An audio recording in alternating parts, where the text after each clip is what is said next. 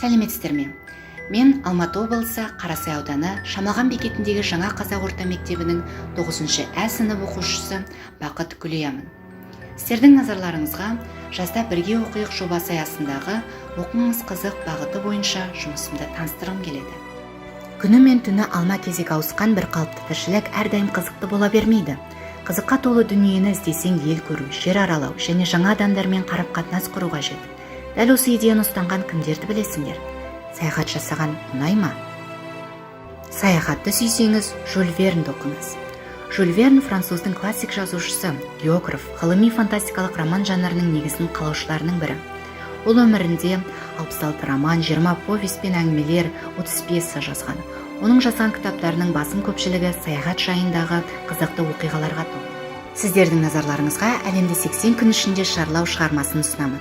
Шығармадағы оқиғалар 1872 жылы Лондонда, Англияда өтеді. Басты кейіпкер Филиас Фок әдепті, сыртқы келбеті сымбатты, дәулетіне сәулеті сай бай мырза. Дегенмен оның шын мәнінде қандай адам екенін және оның неліктен сонша бай екенін ешкім білмейді. Бірде ол өз клубына барар алдында жаңа қызметші Жан паспортуды күтіп тұрды. Паспорту француз, жаңа қожайынына ұқсамайтын бай өткені бар адам. Әйтсе де екеуі де саяхаттан гөрі үйде отырғанды ұнататын еді. Бірақ бұлардың өмірі әп-сәтте өзгеретінін кім білген? Бұл күні Фок әлемді 80 күнде аралауға болады деген идеяны ортаға тастайды.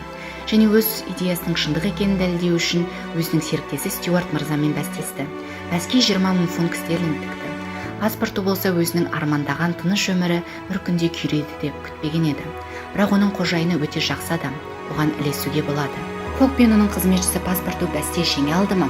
Оларды алда қандай оқиғалар күтіп тұр? Бұны сіз Жюль Верннің шытырман оқиғасын оқығанда білесіз. Назарларыңызға рахмет.